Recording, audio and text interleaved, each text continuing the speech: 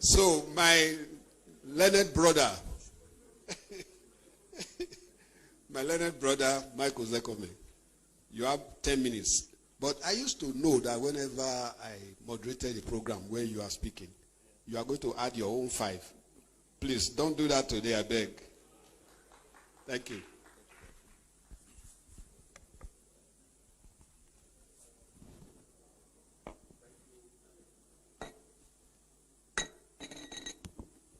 Thank you, Revered Professor Iradia.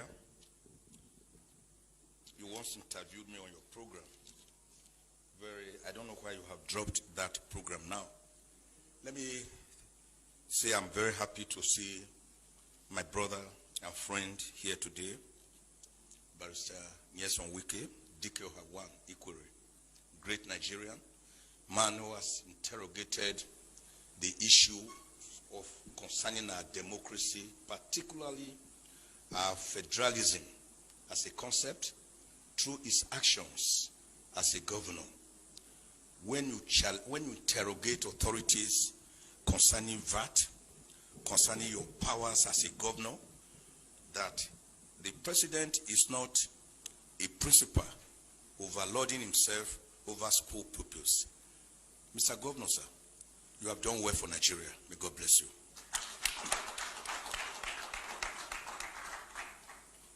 When I listened to my rights activist on the pulpit, that's what I call him, my very good friend, Bishop Hassan Kuka, I wasn't surprised about his take on this issue, because we seem to write the same way. Each time I read him, there was one day I read this article and I asked myself, is it because he's a bishop? Did he have the sense of Nostradamus or the oracle at Ileife, and he was able to gaze into what I had just written, which I was pushing out? Prolific man, we are lucky to have a you in these perilous times. Continue to speak up. Heavens will not fall. Like one person ever once told me, if the heavens fall, it will fall on all of us. But it's never going to fall. Nigeria nationhood, cohesion, do we have one? I know we don't have one. Nigeria is still yearning for nationhood after her independence since 1960. Perhaps one of the greatest fault lines we have is the way itself by which we came together, cobbled together by Lord Lugard on the 1st of January 1914. Perhaps one of the most or the strongest fault lines is the way we were even named when we were formerly called Royal Niger Company Protectorates. And one young lady felt that name was too long. And she wrote an article in the London Economic Times on the 8th of January 1897. I said we should call that country, that area around the Niger area, which was how we came by the name Nigeria. We didn't really agree that we were going to be one country. The Berlin West African Conference of about 1844 to 1845 merely partitioned West Africa amongst the Portuguese, the Germans, the English people, and all that. So it was not as if we agreed to come together as one nation, which is why everyone is still suspicious of the other one. We already had the Hausa city-states, the Igbo city-states, the Karian Bonu Empire. Remember, we had great kingdoms, the Oyo Empire, the Benin Empire. Remember the great role of Oba Ovorami Nogbaise, the man who told the British, don't visit Benin during that holy month in December of 1897.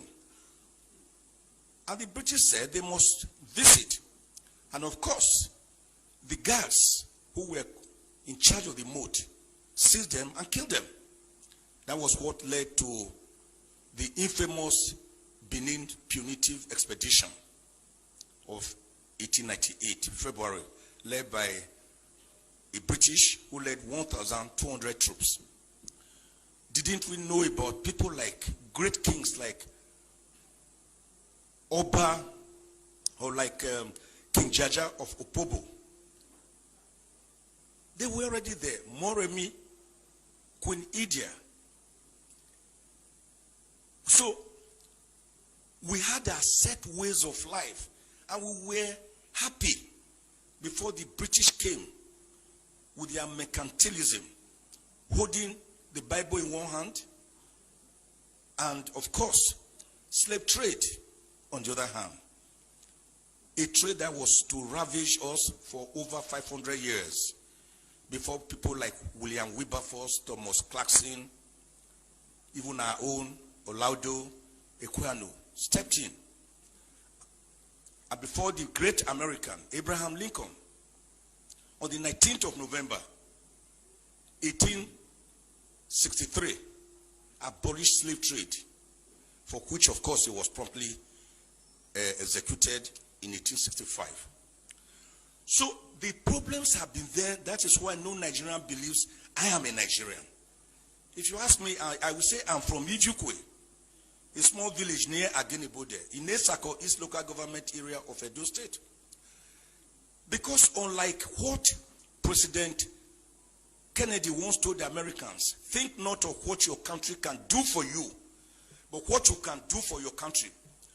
Nigerians ask themselves, what has Nigeria done for us that we are in turn expected to do much for her? That is why go around Abuja or Lagos or any city in Nigeria on Sundays and you see the various town unions, because the people believe more in their town unions, in their village enclaves, than that contraction called Nigeria, which is practicing unitarism rather than federalism. And my bishop brother narrated the history very well.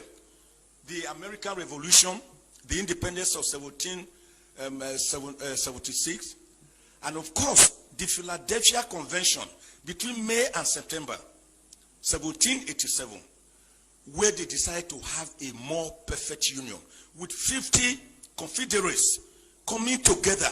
They were already confederates, but they needed to have a more perfect union.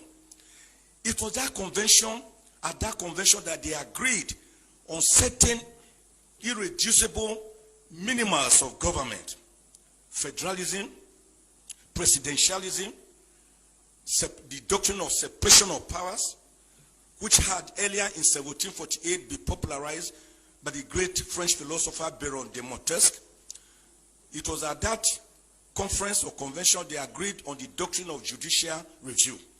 It was at that conference that Washington himself was thrown up, who became the first president of America. It was at that conference you had the great federalists like Alexander Hamilton, John James, Thomas Jefferson, James Madison. Great Americans that wrote the American Constitution, which today had just about 27 amendments and about 7,891 words. Unlike our Constitution, which is as big as a briefcase and is unworkable because it is not the people's constitution. Now, what happened at that conference is that the people decided to come together to believe in a document, in a constitution, which was people-driven. After the 50 states came together, 36 states, and then subjected it to a referendum. So I've always asked the question, why is Nigeria, why are we afraid of that word referendum when we hear of a referendum, plebiscite? Didn't we do it here at least in 1963 on the 10th of August when the Midwest region was separated from the Western region to become the 4th region in Nigeria? So referendum is not something we should be afraid of. The process by which a constitution comes into being is even more important than the contents of that constitution, which is why Nigeria derived the present constitution of 1999, that is actually decree number 24 of 1999. So the American Constitution was people-driven, unlike the Nigerian Constitution that was a militarily imposed constitution. It can never enjoy the legitimacy the credibility, the believability, and the autonomy of the people, because it is not autonomous. It is not people driven. So Egypt did it. They had their own constitution. Iraq, Iran after a referendum, Kenya, South Africa, Morocco, Tunisia, Eritrea. Why can't we have our own constitution? It is not that it will solve all the problems, but it will be the beginning of the solution to the problems, so that mutual respect will come in.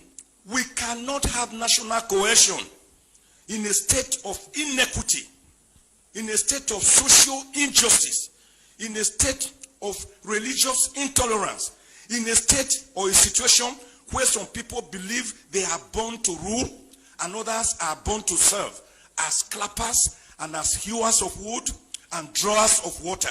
Let me end, sir. Since you are warning me, the way late MKO Abiola put it, I always like to mimic him. Great Nigerian who won the presidency but was murdered and he never reigned for one day. He said, you cannot begin to talk about peace. There are different types of peace. In fact, the most peaceful place on earth is the graveyard, the cemetery. But that is not the kind of peace we want. The kind of peace we are talking about is peace that is imbued with social justice, egalitarianism, mutual respect, religious tolerance, ethnic tolerance. That is the kind of peace we are talking about. God bless Nigeria. Thank you. Thank you very much.